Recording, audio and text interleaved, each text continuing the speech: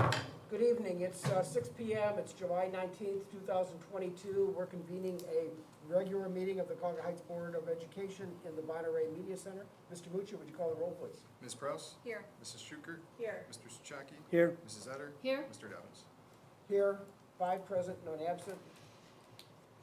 On behalf of the board, I'd like to welcome all students, staff, parents, and interested community members to tonight's Board of Education meeting. The board values and encourages public comment on education issues. Anyone having an interest in the actions of the board may participate during the public comments portion of this meeting. Please identify yourself on the board sign-in sheet. A copy of the meeting agenda is available to review on our school district's website. Would you join me in reciting the Pledge of Allegiance, please? I pledge allegiance To the flag of the United States of America and to the republic for which it stands, one nation, under God, indivisible, with liberty and justice for all. So may I have a motion to approve this evening's agenda?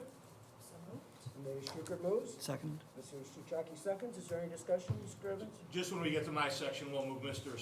Seed up to the top of my business, Okay. so David can explain the agreement to us. Okay, great. And Mr. C, thank you for attending this evening's meeting. Appreciate it.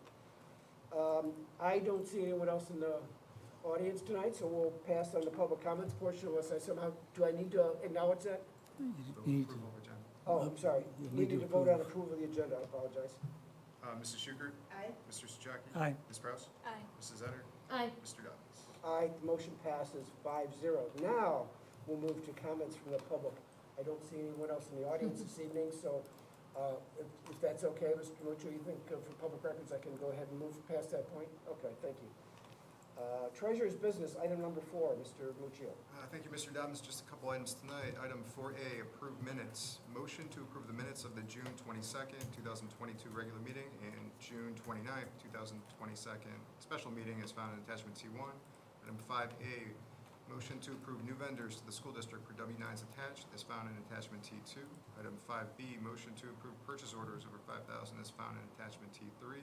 Item 5C, motion to approve the following then and now certificate pursuant to section 5705.41 of the Ohio Revised Code is hereby certified that both at the time of the making of this contractor order and at the date of the execution of the certificate, the amount required to pay this contractor order has been appropriated for the purpose of this contractor order and is in the treasury or in process of collection to the credit of the fund, free from any previous encumbrance. And item 5D, motion to accept the attached list of donations received through July 19th, 2022 is found in attachment T4.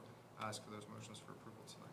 Okay, so may I have a motion to approve the treasurer's consent agenda items, please?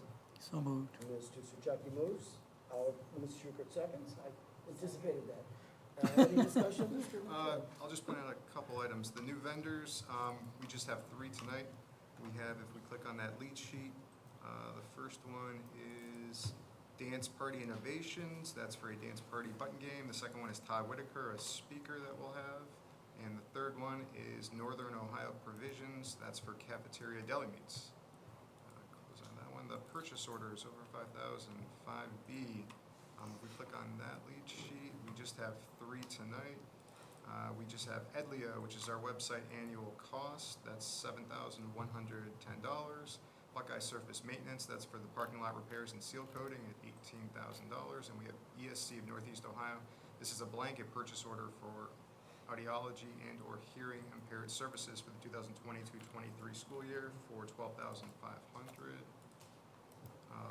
The then and now just references back to the Edlio item that we're approving.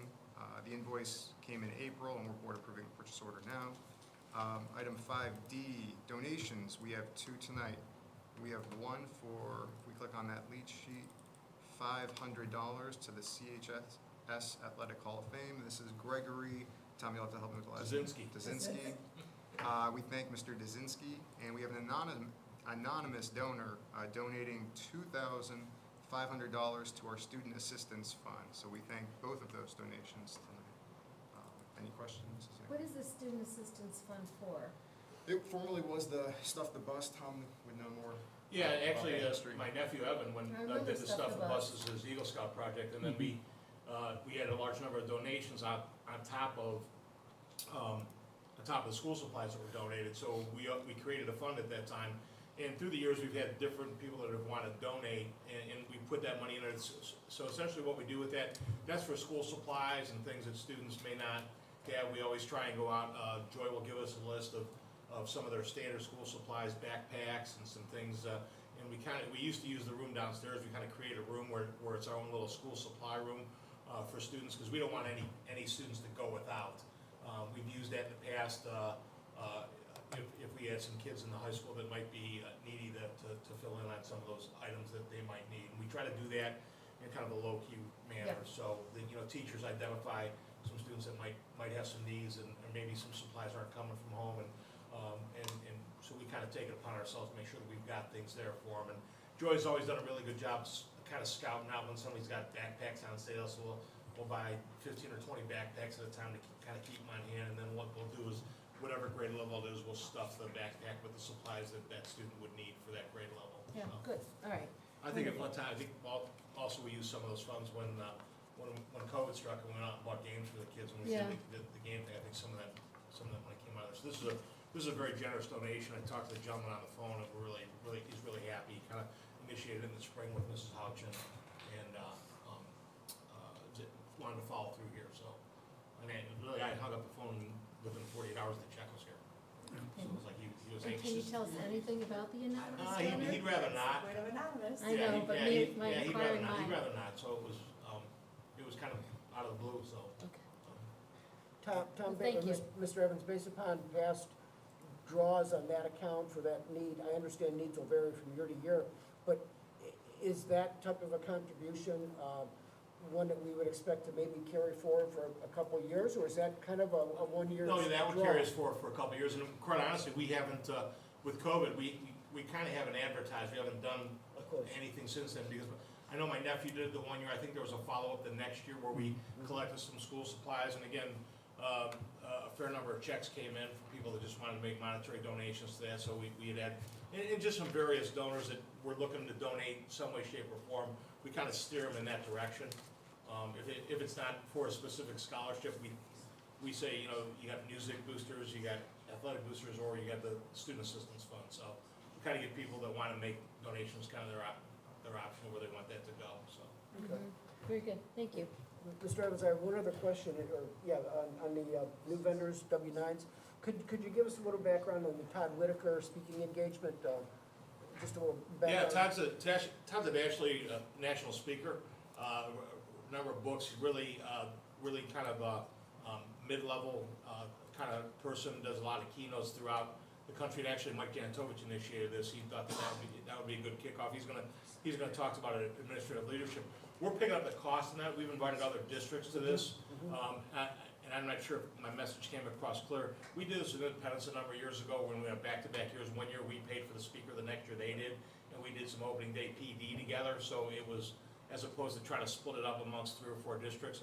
Right now, there's one other district that's gonna kind of hop on the retreat with us, and 2 others have been invited, and I think some of them might be there for a partial of those days, because Todd is gonna kind of kick us off on Monday morning, and then John Britton's gonna do a legal update for us on Tuesday morning. So Okay. John Britton's gonna come in and do a Good. legal update for us. And then we've got some other things.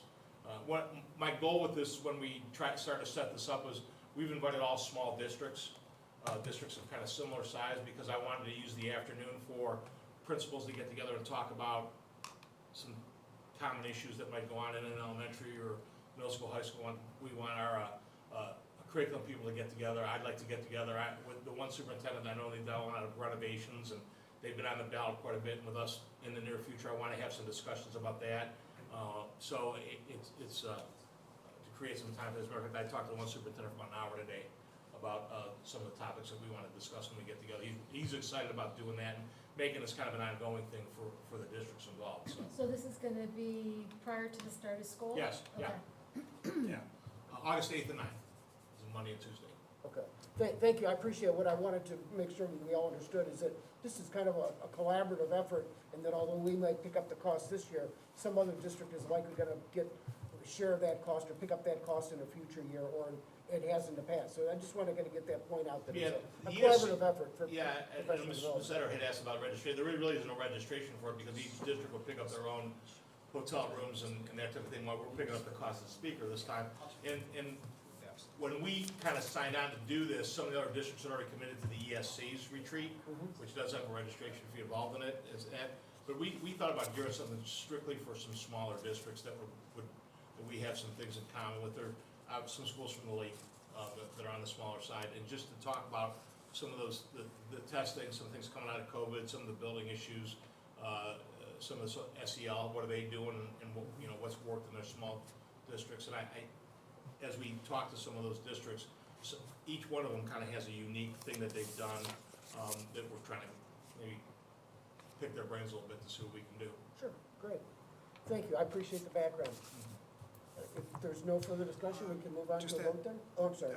Sorry, just have one extra point. If we look at 5D, the donations, we have a thank you letter. So for every donation that we've received, we send out this nice little thank you letter for every one of them. So we did send it out for the anonymous donor with that person's name on it too. So, but we do have a thank you letter that's sent out on behalf of the Board of Education School District here. So. And we appreciate that. Just one comment, Greg Kaczynski is an alum. He donated $500 for the Athletic Hall of Fame. He also donated $500 for the Joe LaBella Scholarship Fund.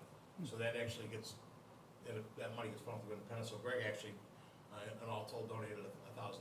And he's Joe LaBella's nephew. That was really nice. Greg stopped in and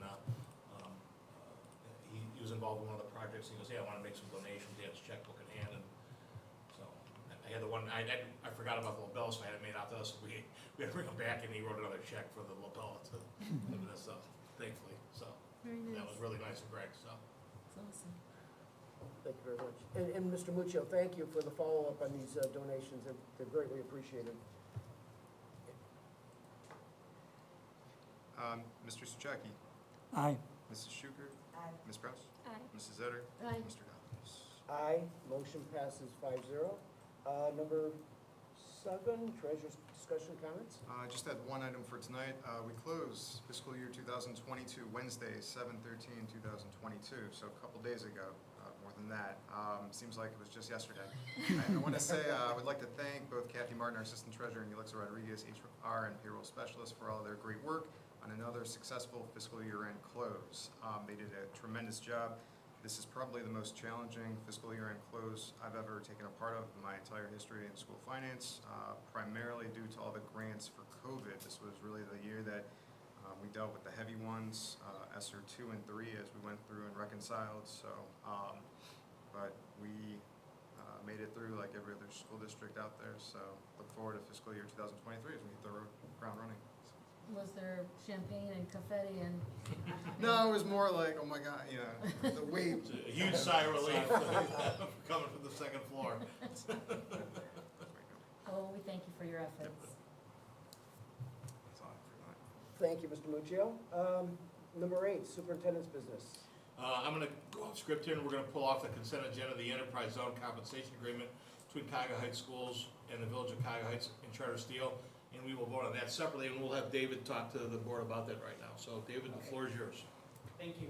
It's good to see all of you again. Thank you for coming.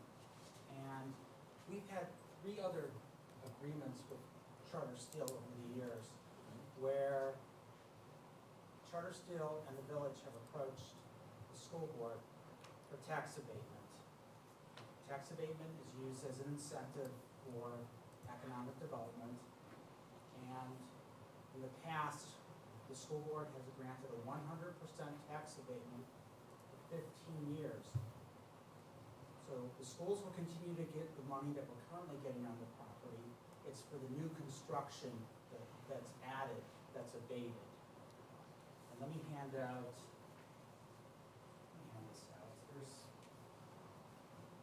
To start a tax abatement, you have to have an enterprise zone application. Thank you. So Charter has filed an enterprise zone application with the village.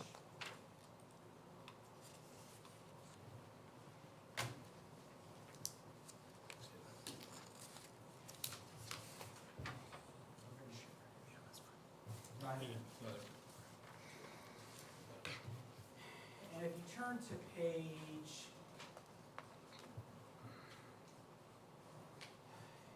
if you turn to page 3, item 8.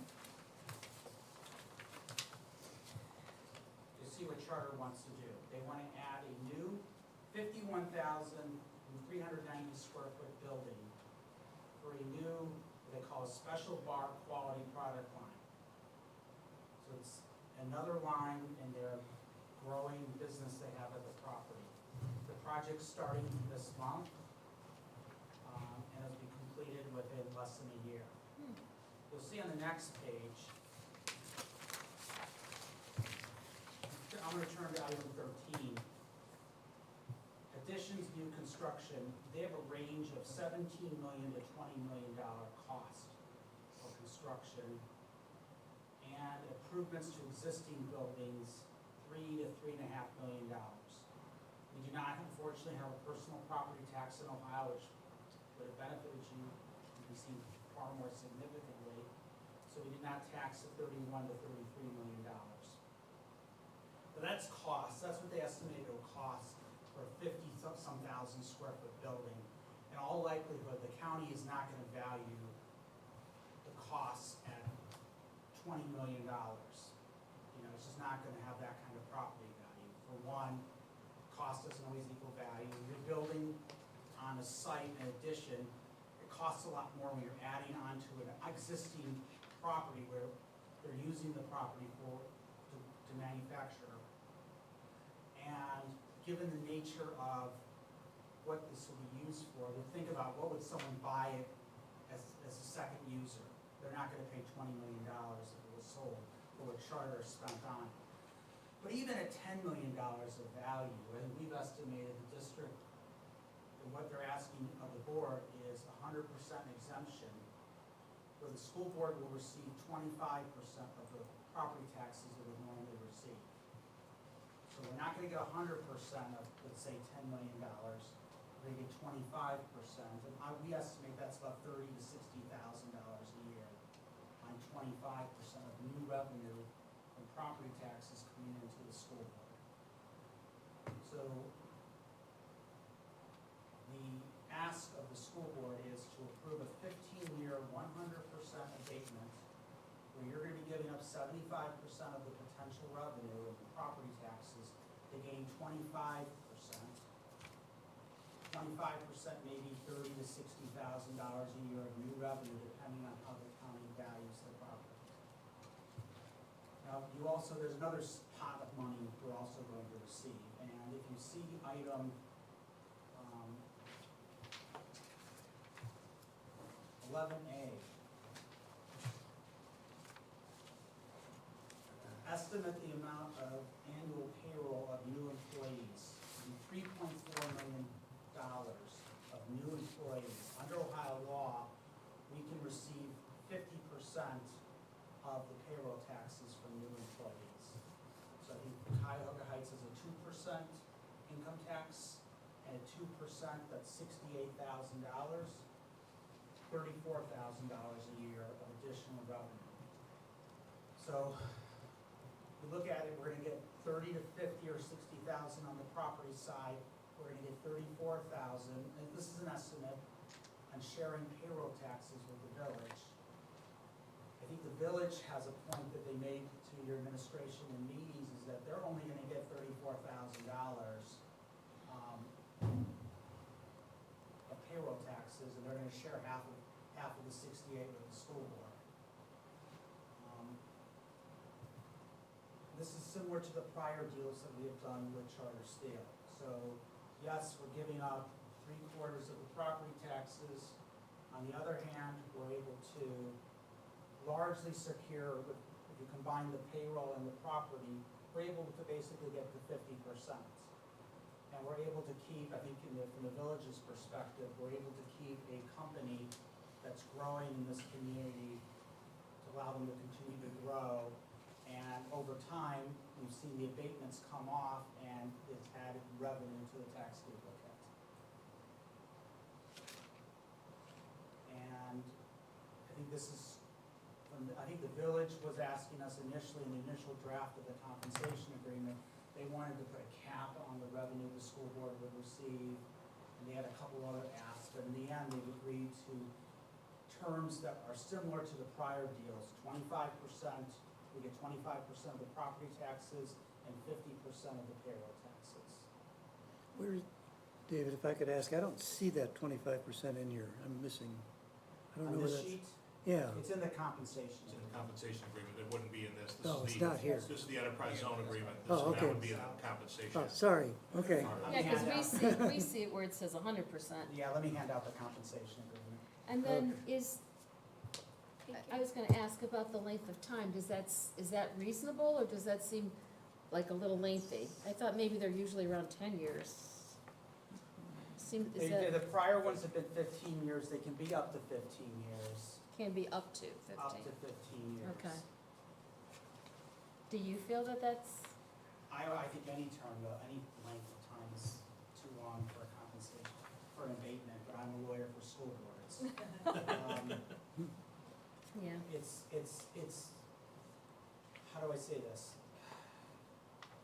It's long, you're losing 50% of potential new revenue for 15 years. On the other hand, we were informed at a meeting that Charter has another major facility in Wisconsin that they can mhm. arguably expand at, to Yeah. not make this investment. Yeah, they have their address listed as the Wisconsin address. That's the home address, and then this is, as David's explained, this is, sometimes it's, when we're doing agreements, where it's with other communities in Northeast Ohio on a bill.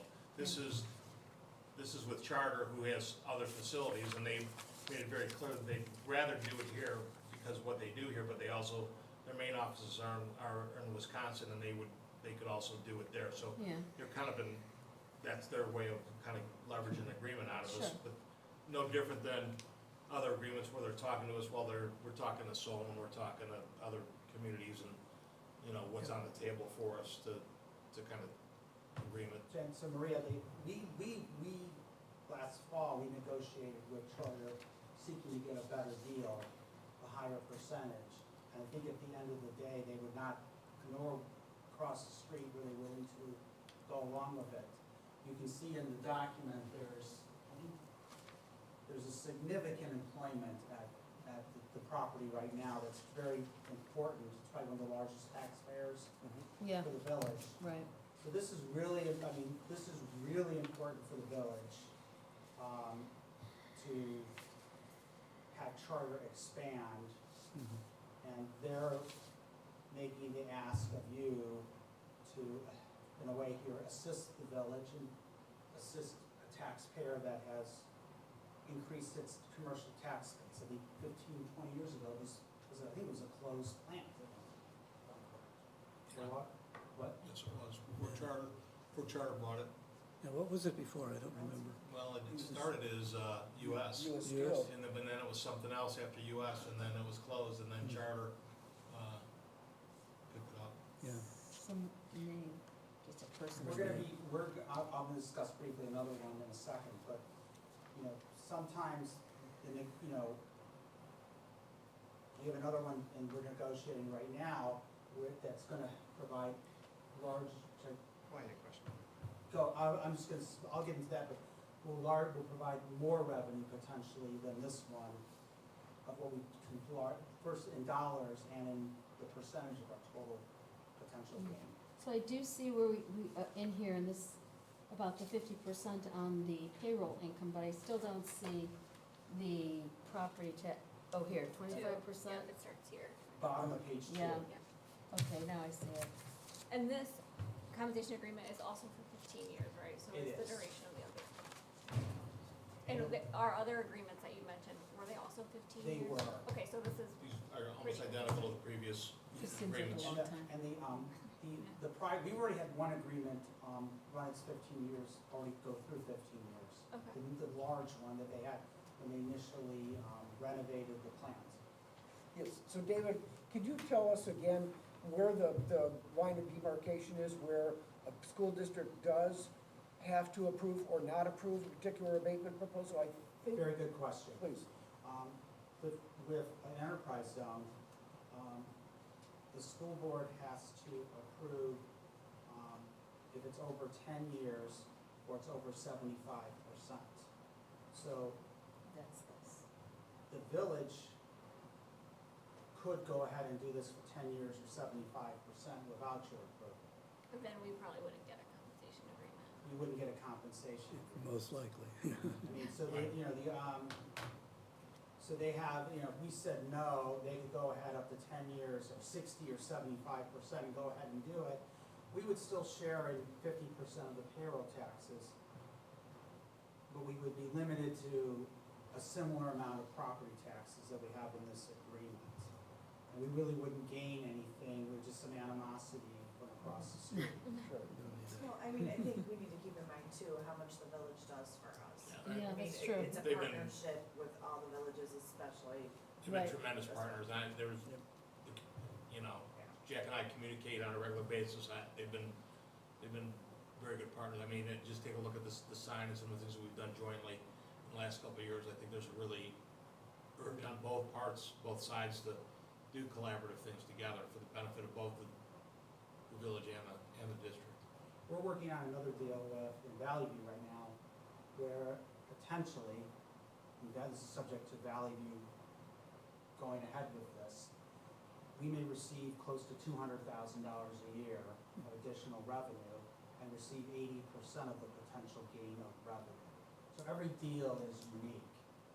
I think from the village and charter's perspective, they want to have the same, well, initially the village wanted better terms. Of course. You know, that was the initial draft they sent us. I'm not gonna get fully into it, but in the end, our response, the administration's response was to live by the same terms that we have in the past. So David, philosophically, I think one of the ways that, at least I as a board member approach these things is that I've always wanted to see an outcome such that the district would be kind of quote, made whole in these expansive proposals. So is this, what I'm understanding is that this isn't necessarily a situation where we would quote unquote be made whole under the investment. And I'm given what's been discussed here and how strongly we interact with the village and how much they rely on us and we rely on them, I'm inclined to support this. But I also want to make sure that we're clear from an expert's perspective that we are moving a little bit away from our rather historical approach, which has been to shoot for and try to strive to have a so-called make whole outcome. Let me answer that two ways. First, we're not being made whole. That's the first answer.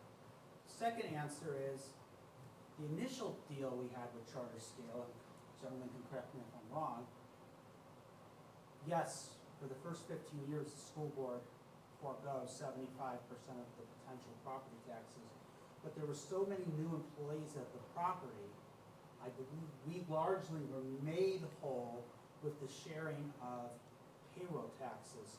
So if we think on $1, if we lost 75 cents, we made it up with the sharing of payroll taxes. And I think that's something that the mayor brought up and the village has brought up in the past, that deal they believe was not fair, or arguably fair.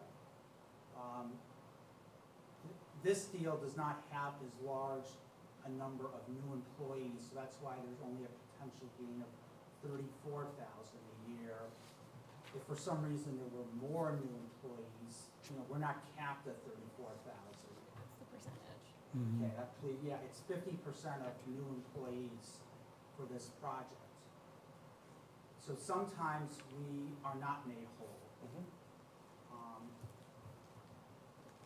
I think, what's driving the train, unfortunately, is Charter wants an abatement.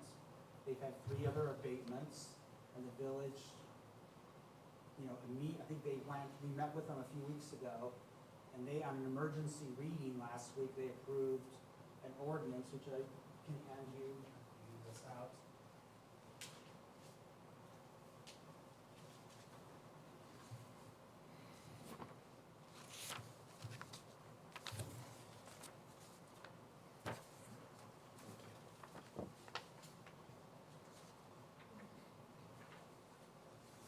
One more. This is to approve the compensation agreement. This one is to approve the enterprise zone agreement. The village is entering into what's called an enterprise zone agreement. with Charter Steel to provide the 15-year, 100% abatement. We're not a party to that agreement. We're only a party to the compensation agreement. And last week, the village approved both the enterprise zone agreement and the compensation agreement with an emergency reading where they didn't have to have multiple readings. And because Charter apparently has, this has to be approved before they technically start construction. And Charter is digging or starting construction, so they wanted to move quickly. Charter's had a major change in leadership too. A year ago, or so, they were playing hardball, more hardball with it. And they've had change at the top. But yet that didn't slow down their need or want to do what they're doing over there. As far as the facility is concerned, we think that this one's gonna add about 40 new employees, whereas the other last agreement was that part of the facility, I think was a rolling and stamping portion of it, that somewhere between 200 and 300 employees in that part of it. So that's the difference. This addition that they're adding isn't that, it's big, but it's not gonna employ that many people. It's that I think they're talking about 40 people. So they were upfront about that. They were very clear on that.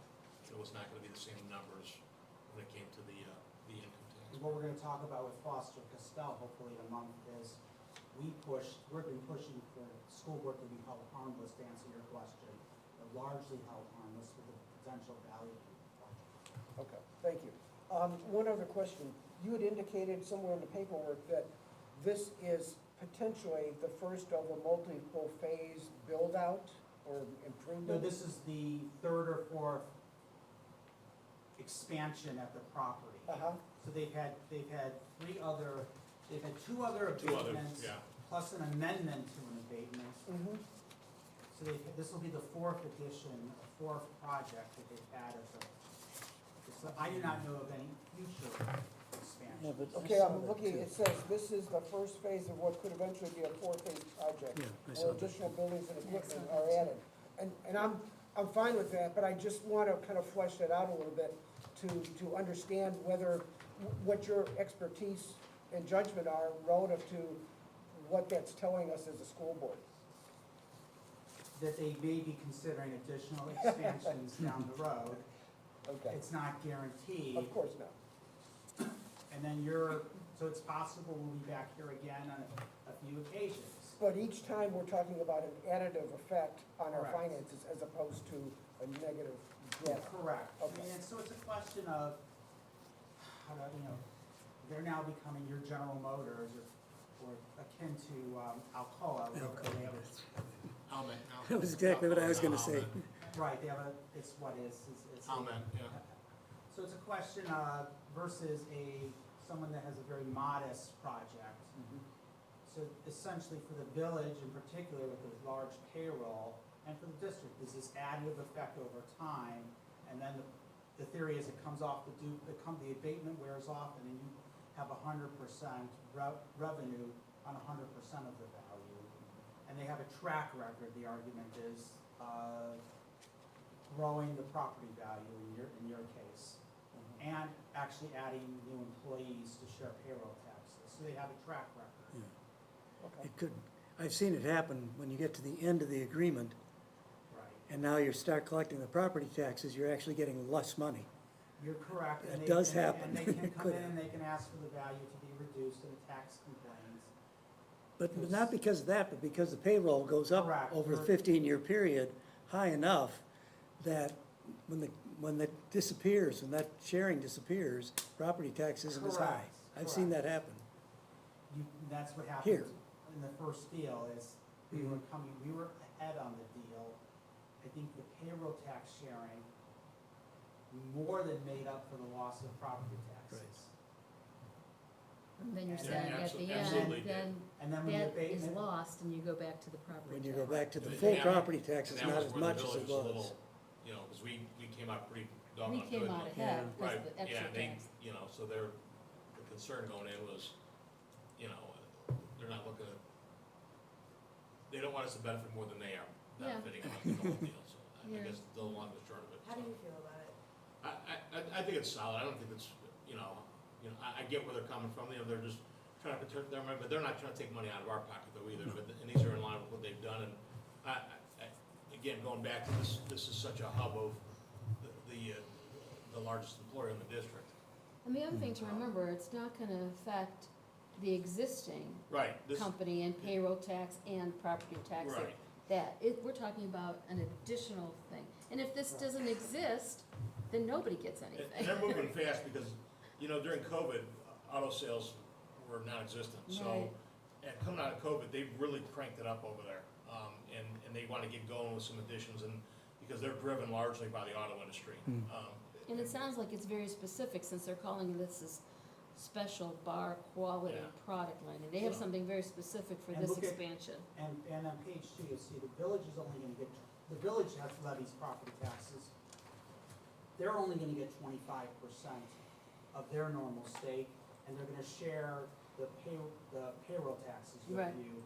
So they're actually gonna, in a they're gonna get deficit. less revenue from this project than you are. It's not, unfortunately, I see examples in my work where municipalities in particular will leverage their power over a school board to push a school board to agree to compensation agreement where the school board concedes a lot of property taxes and the municipality or gains a bigger share of the payroll taxes or income taxes. In this case, it's the same deal Same. on each side of the street. Yeah. The other thing was, may or may not play for me, in a year plus, we're gonna be on the ballot. And certainly I wanna think nicely of the 3 villages, because we'll look to them for support when we're looking for finances too. Right. So it's never great that you have to give up potential revenue, and I don't like that at all. On the other hand, there's a track record here of the additive effect, and the added, 34 plus, let's say 40 or 50 grand a year is a meaningful addition to the district. And for what the superintendent mentioned, the relations with the village. So I think it's, I don't think any of us are ecstatic about it because we're giving up potential revenue, but there's really no huge downside either. Any other questions? Could you, you kind of alluded to what we are giving up as a district. I think it's a 75% because Correct. the employer is gonna give us 25 of what we'd otherwise gotten. Correct. So if it's, 40,000 or so, it's, 106, 120 is what we're essentially giving up. But then we're getting, that's offset by 35,000 or 34,000 of payroll. And their So argument will be is, I hate this argument, but the argument is, you're not really giving up anything because we didn't build it. You don't have You it. wouldn't have it, right? Of course, yeah. I understand, I just want to make sure I understood mathematically where we were, what we were Correct. giving up. Thank you. Okay. See if anyone has any other questions. Thank you for coming out this evening in No a problem. very, Hopefully I'll be back in a month or two Yeah. on Faber-Castell. okay. Okay. Thank you. Thanks, Appreciate David. your Thanks, David. presentation. Thanks, Dave. Very detailed. And thank you for your work for the district. over Okay, these and thank years. you, I should always say thank you for the opportunity to assist the district. Thank you. So I'd ask for the vote on the enterprise agreement, that's it. Yeah. This Section is eight's coming in okay. today, right? We're voting on this today? Yes, we'll vote on it right now, I pulled it off the consent agenda, we'll vote on that separately based on the conversation we just had. Okay. And then we'll go back to the consent agenda, if that's We okay. need to make a Yeah. motion. We have to make a motion? Yeah, Yes. I need a motion to I'll approve. make a motion to approve agenda item H. 11H. Can I have a second? I'll second it. Is there any further discussion? Mrs. Schukert, Aye. Mr. Dobbins, Aye. Ms. Prowse, Aye. Mr. Suchaki, Aye. Mrs. Etter. Aye. The motion passes 5-0. And again, thank you, Mr. Seed, for Thank the you very much. very Thanks, David. comprehensive presentation. Thank you. So I'll jump back up to 8A, motion to approve the district building hours for 22-23 school year per the attached schedule. 9A, motion to accept the resignation due to retirement of Darius Gibson effective 12/1/2022 after 10 years of service to the Cuyahoga Heights Schools. 10A, motion to approve the employment of Kristen McCullen as a teacher assistant for the adopted salary schedule, step 2, on a one-year limited contract, 22-23 school year, contingent on successful completion of BCI FBI background check. B, motion to approve the employment of Gary Miller as the district lead mentor for the resident educator program on a one-year supplemental contract for the 21-22 school year per the adopted wage schedule. 11A, motion to approve an agreement with the Educational Service Center, ESC Northeast Ohio, to provide communication services to Cuyahoga Heights Schools for the 22-23 school year per the attached agreement at a cost not to exceed $45,000. B, motion to approve agreement with the Educational Service Center Northeast Ohio for providing audiology and/or hearing impairment services for students attending the Cuyahoga Heights School District for the 22-23 school year at a cost not to exceed $12,500. Motion to approve revised PSI service change form for summer 2022, reflect coverage by a licensed practical nurse from July 1st, July 11th through July 21st, Monday through Thursday, 2022, at a rate of $35 per hour for 56 hours of service. D, motion to approve all CHAT ESC staff to be approved as intervention assistance team members on an as-needed basis from August 1st, 2022 through July 31st, 2023, at a rate of .00075 of BA base salary per hour. E, motion to approve an agreement with Summit Educational Service Center Governing Board for professional development services for 22-23 school year at a cost of $2,387 to be paid with Title II grant funds for the attached document. F, motion to approve the attached agreement with Todd Whitaker for speaker at the 2022 administrative retreat, Monday, August 8th. G, motion to approve agreement with Timothy O'Keefe, agreement for 2022 with Timothy O'Keefe to research students as listed on the SF-14, SF-14H to ensure the educational services that each student is receiving are being billed to the appropriate districts. I, a motion to adopt a memorandum of understanding between Cuyahoga Heights Board of Education and Cuyahoga Heights Association of Teachers that allows the changes to be made to Article 31 supplemental pay schedule of the negotiated agreement. Model UN advisor will return to the collective bargaining agreement and placed as number 40 in Article 31 supplemental pay schedule. I ask that those items be approved. Thank you. So may I have a motion to approve the superintendent's consent agenda items? So moved. Ms. Etter, just beat out Mr. Sajaki. Okay. A second? Mr. Sajaki, you want to second that? Oh, yes. Okay, discussion, please. Motion the building hours, we annually approve that, and that just covers our holidays and what we have to do there. Darius Gibson's been with us for 10 years as a bus driver and custodian, recovering from some knee surgery. He's gonna retire at the end of the year. Kristen McCullen is a teacher's aide, filling in for a teacher's aide opening, that one that left. Gary Miller, the lead mentor for the resident educator program, RESA. Remember Nancy Weinерka held that position for many, many years. Gary's done it since Nancy's retirement.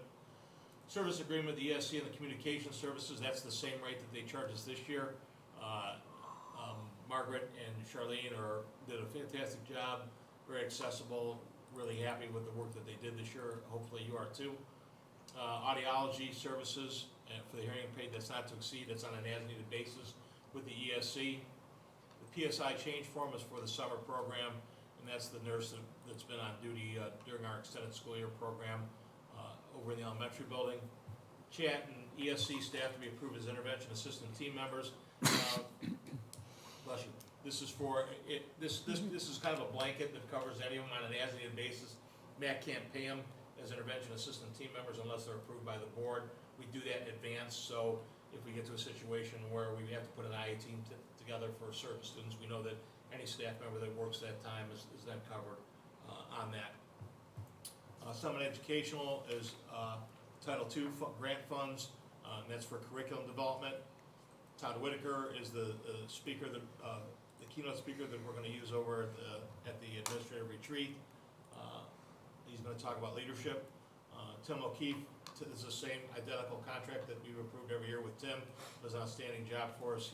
10% of what comes back, and he's really, that was a great get by Joe Bergant. And MOU with Chat.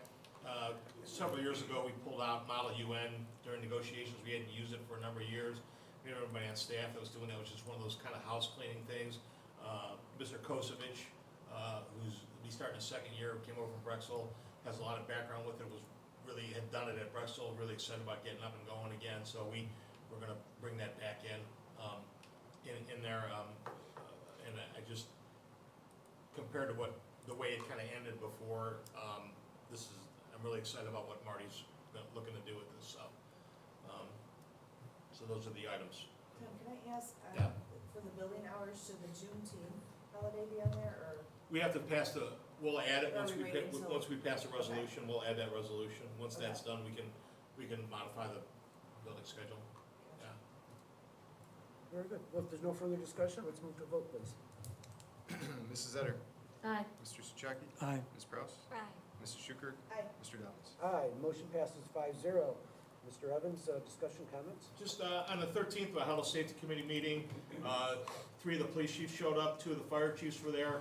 One of the topics was, we had an MOU with them for a number of years ago that's kind of gone by the wayside, and that's just a communications MOU, and that was brought up by Valley View because they really want to make sure that we're not talking to multiple people at both places, and that's something we need to do on both ends. So each village has a kind of student liaison. I think Valley View's Mike Etter, Brooklyn Heights has been Mike Tolsowitz, Cuyahoga Heights is Jude Kalashevsky. Jude retired, but I think Jude's going to kind of stay on and do some of those things. I know Mike Tolsowitz is leaving. So that, we're just gonna reaffirm, and I'm gonna dig that MOU back up, that those are the contact people when we're talking about juvenile issues in the district. So I think things have gotten scattered maybe on both ends of this. Our people didn't know who to contact, so shame on us, and they're people that sometimes got the information and weren't the right people, and it was going roundabout when we were dealing with issues within the community and dealt with juveniles. So that was a good point, so I'll dig that back up. I think Joe Kokab, way back when, was the architect of that MOU when he was chief in Brooklyn Heights, so we'll dig that up and I'll bring that back before you. Active shooter training is gonna take place in November PD, the week of Thanksgiving, where we don't have school. One of the days will be active shooter training. We've got so many new staff members, and that's always a very eye-opening day for a lot of people, but we'll do the active shooter training on that PD day. We're gonna do an evac drill in the spring. We're gonna do it the day of that Wednesday, the half day that is for the district track meet. I just thought, as far as the disruption of the day, that's already kind of a disrupted day because of the district track meet. So we'll bring all the students in that day. We'll do a full evac where we get the students on the buses, go down to Valley View Rec. The students go to their places, we do attendance checks. And I think if I can push it, I wanna try and do a unification with one grade level. And that might be 5th or 6th grade and elementary level. I don't wanna do it with the high school because they can get in their cars and leave. So that really that defeats the purpose of our unification.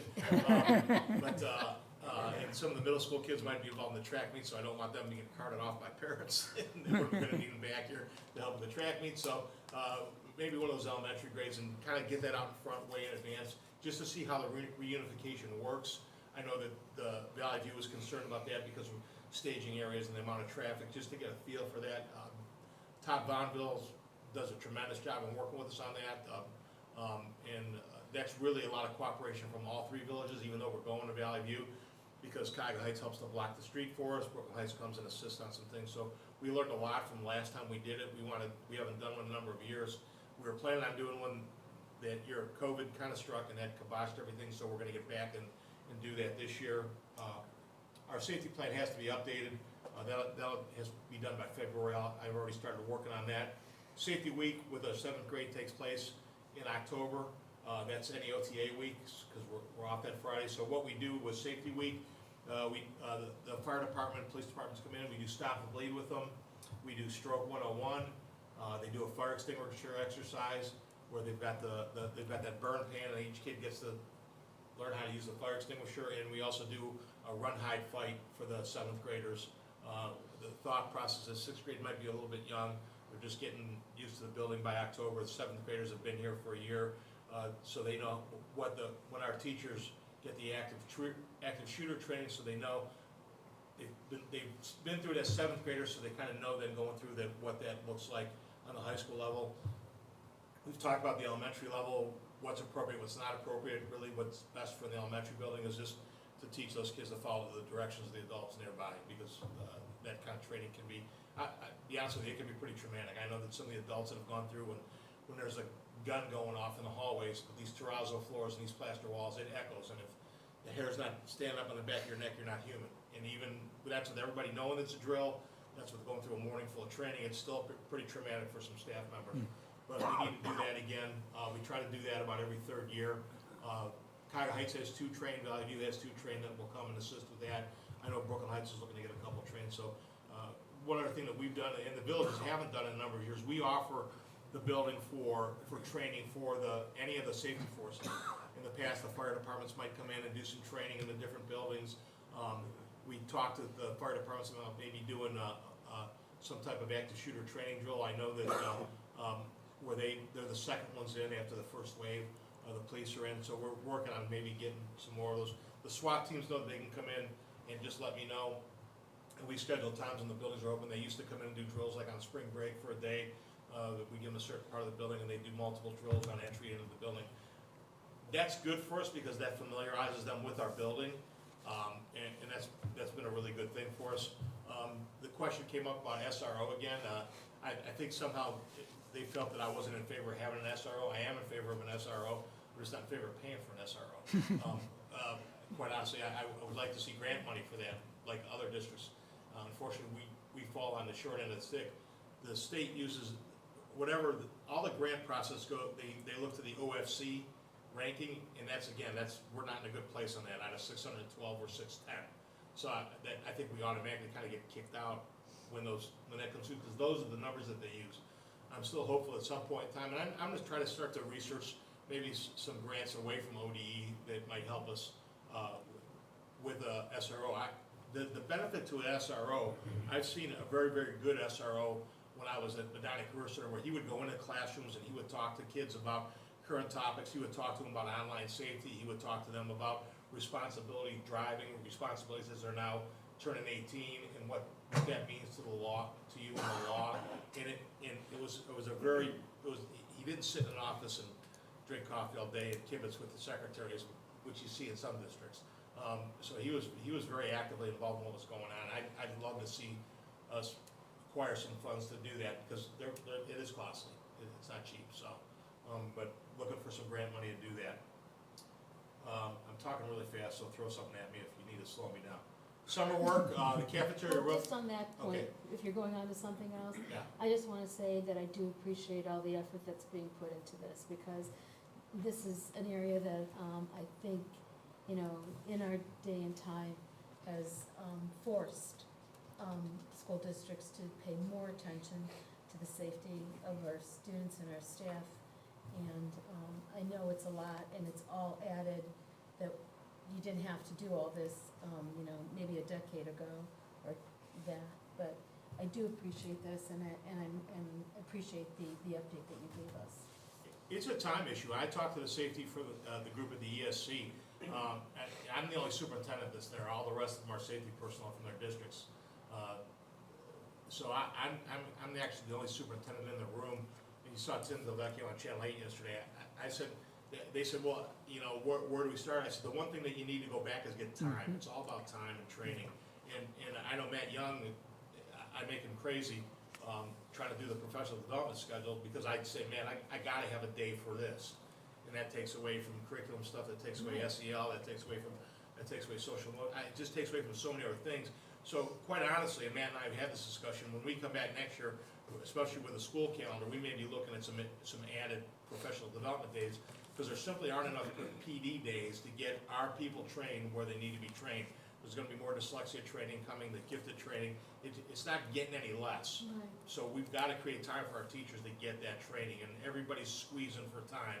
And I know our teachers gave us back a PD day several years ago as an instructional day.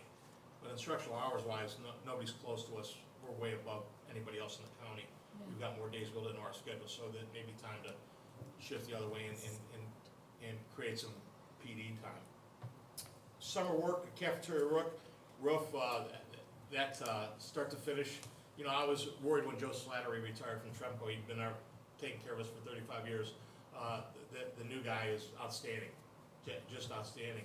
And you saw some of the, I forwarded some of the reports to them that they did, and they came and did the walkthrough on the roof, and they took pictures and they checked everything, and Trumco was here, and the company that did the roofing was here, and GPD was here, so it's just such a such a breath of fresh air to see how professionally done it was, and so we're back on track with our roofing projects. I'm glad we stored that stuff because Jake from Trumco said companies are now, Champion told us that, they can't get supplies. So the fact that we took delivery of our supplies in February and said, we'll store them, we moved a bus out just so we had everything here so the project couldn't get done. It was supposed to get done last year and the stuff didn't come in, so I said, we'll take it, we'll find a place for it, and that worked out for us. New carpeting's done the elementary and the office, library, and one of the classrooms. Probably next year, the big open area, the pod area is gonna have to be done. I just did a walkthrough that the carpeting has seen better days. So that'll be on the agenda. If you've been out, if you looked outside, I think we posted, if you take a look at the flagpole behind you, that might be the shiniest flagpole in Cuyahoga County. And if you saw, I don't know if anybody saw the pictures, the guy climbed up that pole with and his wife was on the ground with a safety harness. I don't know what the harness is tied to because, but he literally shimmied up that pole with a roller to paint the top of that pole. This guy does this all over the place. It's not one of our people. We brought that up, and if you look, but the goalposts have to be no one's gonna miss them. Those have to be the brightest goalposts I've ever seen in my life. But the post had been needed done for a while, and we were having a hard time finding somebody to do it because we didn't want to rent a lift, because quite honestly, none of our guys wanted to go up that high to paint the post.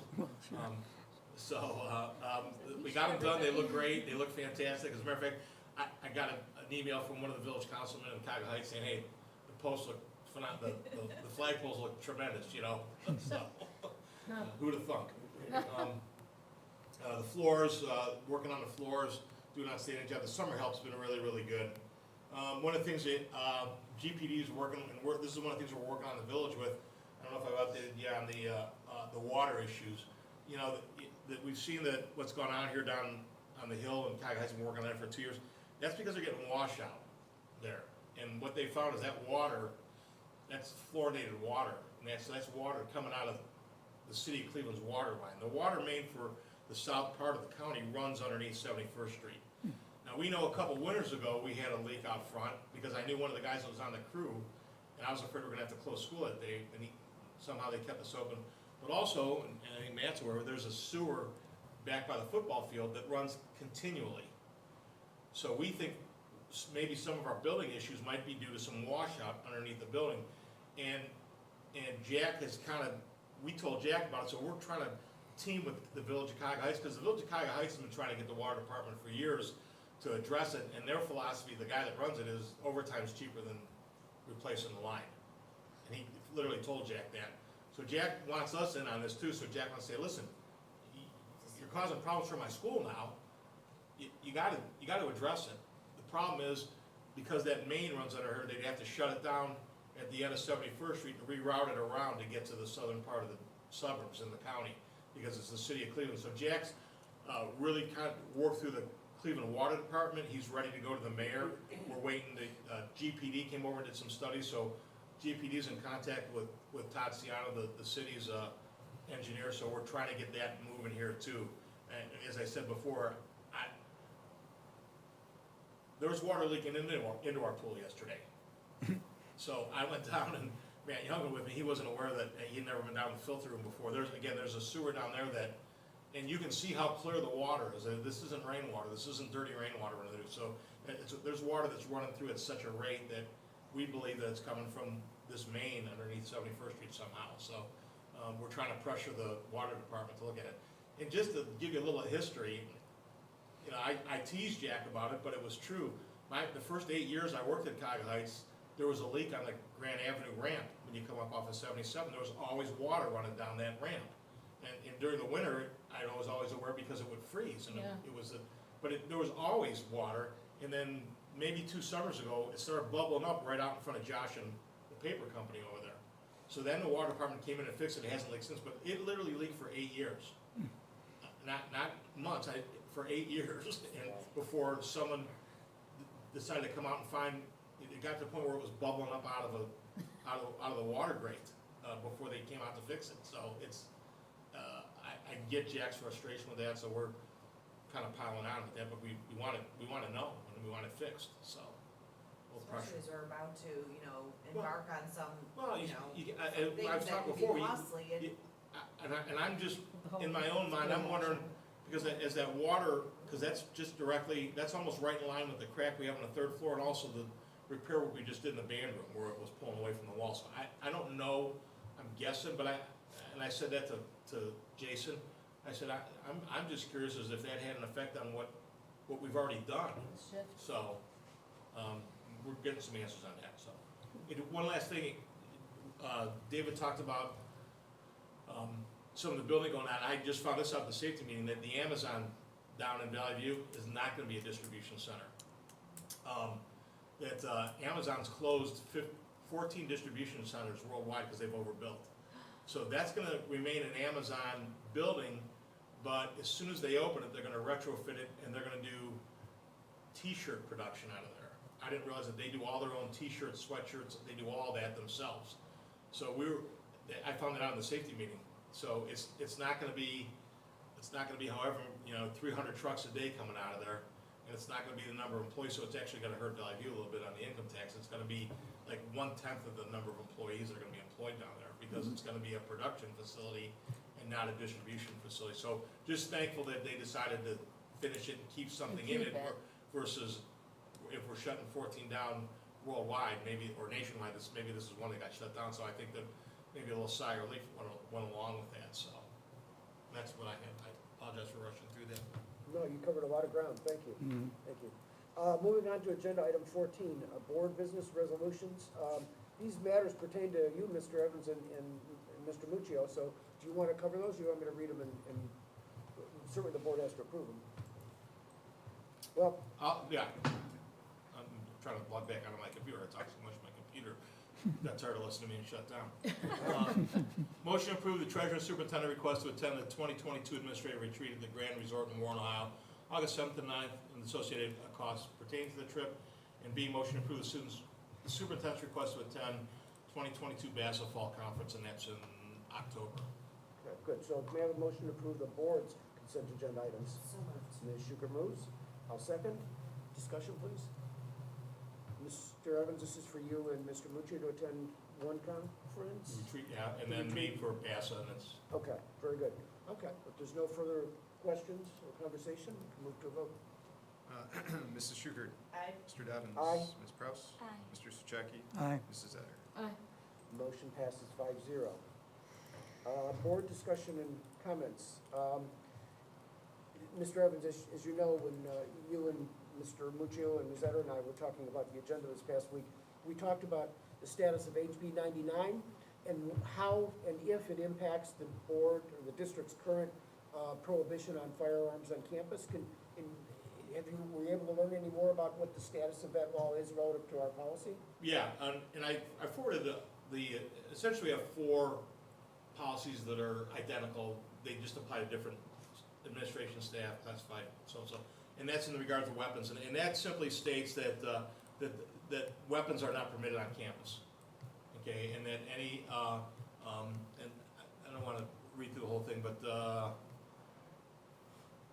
only state and federal agents are authorized to carry deadly weapons who are acting in the scope of their duties of enforcement. Weapons carried by security personnel, we don't have any. Handguns and possession of a person who has a valid concealed carry gun, who's an active duty member of the armed forces with a valid military ID, must remain in the vehicle of the individual or left in a locked vehicle when the person exits the vehicle. So essentially, they can't be, we have policies in place right now that don't permit, with the exception of law enforcement, don't permit weapons of any type on campus.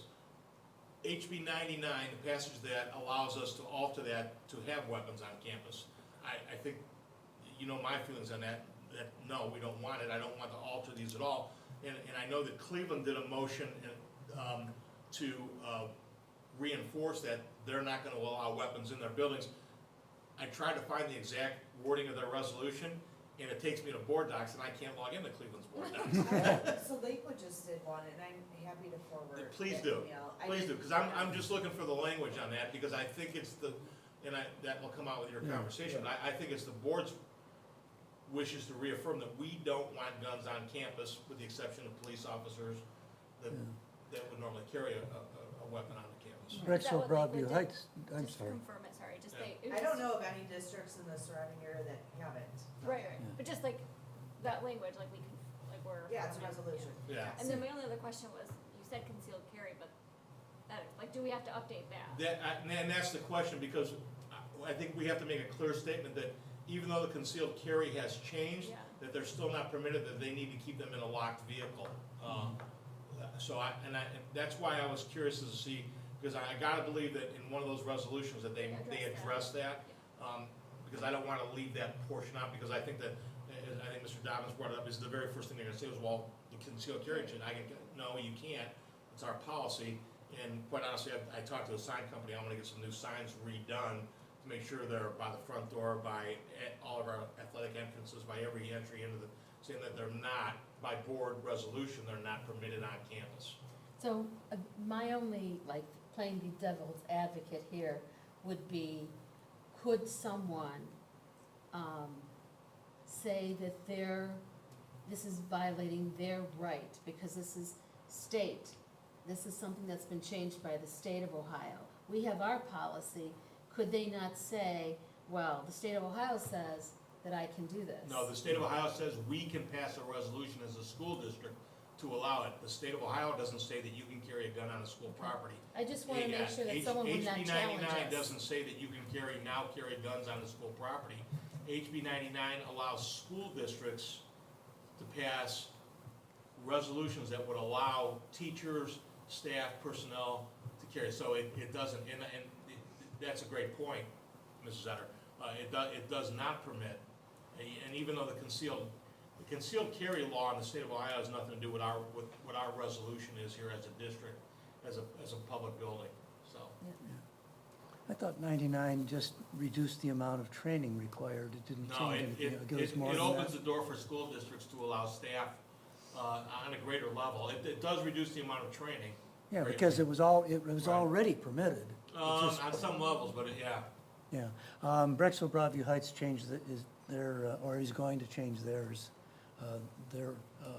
You might want to check and see what wording they think they had to do. Okay, yeah, and I know that, yeah, Lakewood, and I know Cleveland did it because it was on the news. And Yeah, it's- Cleveland did, but It's funny because I'm trying to, remember I was on their seeing that. website 2 or 3 days and it keeps taking me to board docs and asking me for a login. Well, my login doesn't work on Cleveland City Schools Yeah. board docs, so. So, Mr. Evans, to give me a little bit of context, you're very, very close to the district, the students, and the district and the students.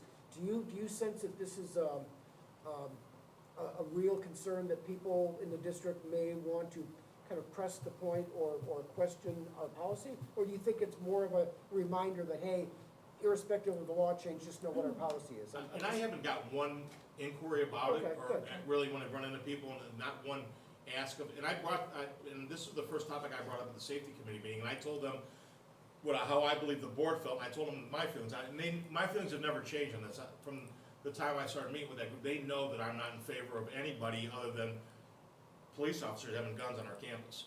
And the situation I pose to them is that, especially with our 3 villages now, they have so many new officers that aren't alum. And it used to be every officer in all 3 villages was an alum, so they knew so they don't know who our staff is, and our staff doesn't know who a lot of police officers are. So let's say my social studies teacher is allowed to carry a gun, and these police officers come in, they're trained that the guy with the gun's the bad guy. They don't know if that's a social studies teacher or a bad guy, so I just think it creates more issues than it solves.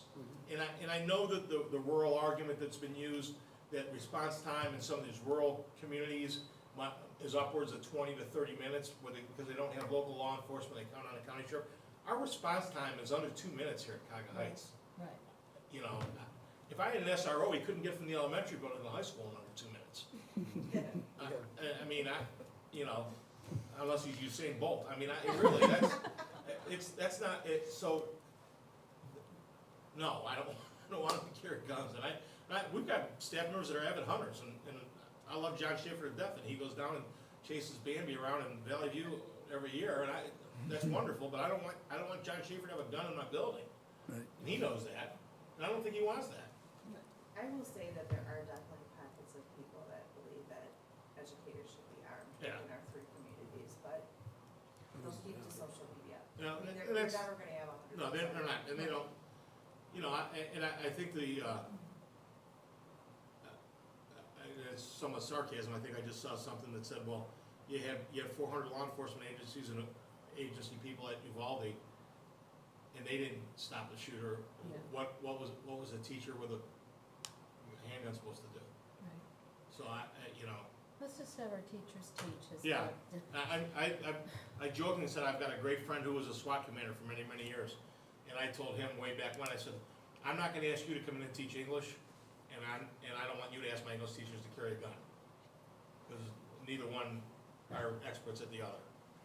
So one of the reasons why I wanted to bring up this point is that I think it's important for us to give you direction so that you know whether there's at least a majority level of support among this board for reaffirming our current policy. And I think that there is, but I think that in fairness to you, before we ask you to dig up motions and bring them to us, that you have some sense as to whether we're supportive. And speaking for myself, I'm certainly supportive of maintaining and reaffirming our current policy. So, Thank you. I'm one of five, I don't know how everyone else feels, but that's why I wanted to get this out there on the table, so that you have some guidance from the board, and that you're not undercut in your efforts to try and move this forward if there's a different sentiment. So, I'm supportive of our current policy. As am I. And Agreed. again, my main point was I don't want someone challenging us. All right, You know, that was my point. That's why I was thinking maybe we needed to reaffirm, restate, or get something more concrete related to the HB 99. my thought, just working through this in my head, is if the board was in favor of this, that we would bring a resolution to reaffirm our current policies and put that in Tom Talks, that statement that the board, and then links to what our current policies are, and make very clear that Right. they're not permitted on campus with the exception of law enforcement. And my other thing would be this, is that, our directive, our statement, everything should be clear and to the point and known by everyone before the start of the school year. I just sent you all in your emails, including you, Mr. Ruccio, what's sent out, and so it wasn't a resolution, it was a blast, what we do, like, to parents and, staff members, and it kind of goes through bullet points exactly like you were talking about, thinking of doing, Mr. Cochran, so. Thank Did the you. board take an action before they did that, or they just curious? Because if that's that, then. Yeah, the Board of Education on May 16th passed a resolution Gotcha. urging community members to safely store their firearms and ammunition in locked cabinets and lockers. So they took it a step further and put an education spin to it too. So, Yep. again, brainstorm, and I agree with what's been said here. There's no way in heck I would ever want weapons here. Thank you. Yep, I agree, just Agreed. updating to clarify that regardless of concealed carry status, Right. you're still not allowed to bring it. That would be Right. my only suggestion. Okay, thank you. The other item I wanted to mention is, there's been lots of discussion over the years about the roles of BEST and finance committees, and BEST is a superintendent's committee, and finance is obviously a board committee, and it's strongly dependent upon the treasurer's input and participation. So I'm thinking that we as a group may want to, maybe not necessarily tonight, but we may want to further discuss the roles and purposes of each of those committees currently, as well as going forward, given that we're likely gonna be in a capital improvements mode for some period of time. And I just put that out there for discussion. And I would tell you that, kind of in my head already with what we talked about levy November 2023, that the primary focus of BEST this year, a good portion of that time will be spent on, let's go back through what GPD has previously done, do we need to update that, what does that look like, what are our wants, needs? Matt did a great job of laying all that stuff out, to narrow it down to what are we going to, what are our priorities, what kind of dollar amounts we're gonna look like with that levy, and prioritize our projects moving forward. So, Does anybody get excited that like we can cross some of those items out because we've done some stuff? it does. I mean, I don't know, I like crossing stuff out. It does, and I It's like think when it's, you do and I your think that's projects at home. that's a big part of, as we present the levy, that doesn't make anybody happy, paying more taxes, I get it, but we've already, from 2 years ago, we've already knocked off, as a matter of fact, I wanted to say, if you look, you can see it from here, you can't see it from the street, those are the cooling units for the in the elementary building.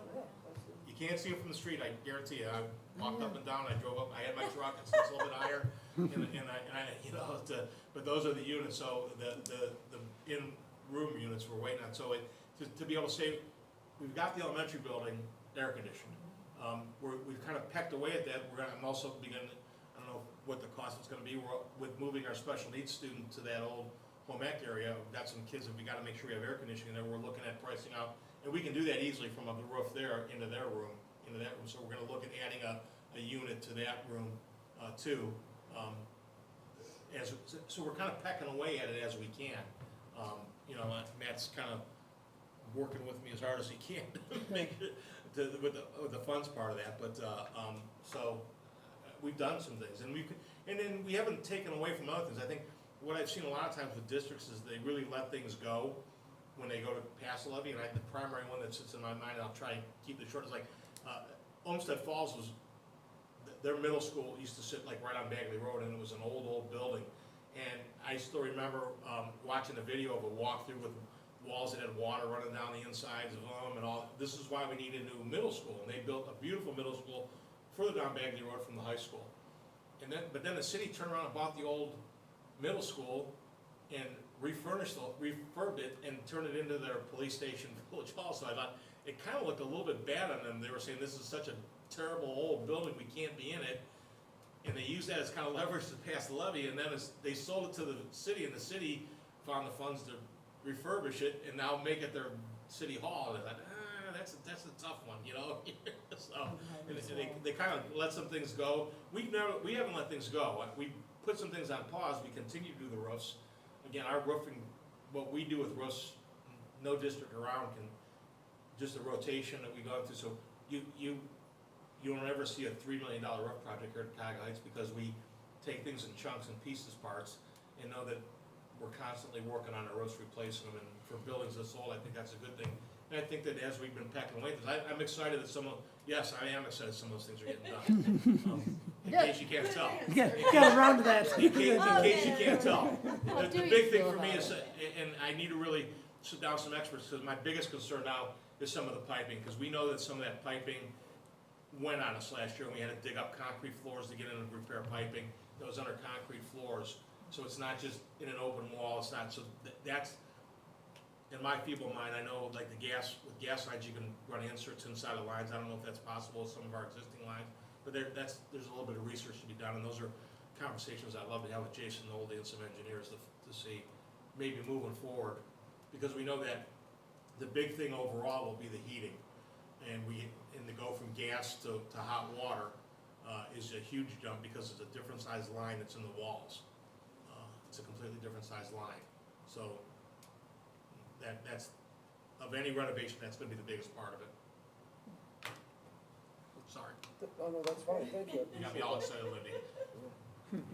Does anyone else on the board have items they'd like to discuss this evening? Okay. I have Mr. Chapman? just a minor point from the last Career Center meeting in June. It was mentioned that some machining equipment has been purchased via the adult education funds rather than the high school funds, and that's the first time in anyone's recent memory that we've been able to do a capital type investment from adult ed income, which demonstrates significantly that in the 5 years I've been on the board, that adult ed is finally able to carry its own weight. Because when I first got on there, it was being subsidized by the rest of the organization, and we've worked very diligently to try to get it on equal footing, and we've actually surpassed it a little bit based on that purchase. So just passing that along, and that's it. And I'd love Dave, someday to have a one-on-one conversation with you about some of my thoughts about that, Mr. Sujaki. Okay. Having spent many years in career centers and taught both day and adult ed, so. And David Seed alluded to it, but in Valley View, the Economic Development Grant meeting was not held, but there is another business incentive program, grant program that's being discussed. So when that comes about, I'll let you know about it. Very good, thank you. Anything else? Okay, well, if there's nothing else, then I will make a motion to move that the board adjourn to executive session pursuant to section ORC 121.22G1 for the purpose of considering the evaluation, employment, and/or compensation of employees and/or officials of the school district. May I have a second? Second. Ms. Schukert seconds. No discussion. Let's vote, please. Mr. Dobbins. Aye. Mrs. Schukert. Aye. Ms. Prowse. Aye. Mr. Souceki. Aye. Mrs. Etter. Aye. The motion passes 5-0 at 7:20 PM, and we are adjourned to executive session. No action will be taken.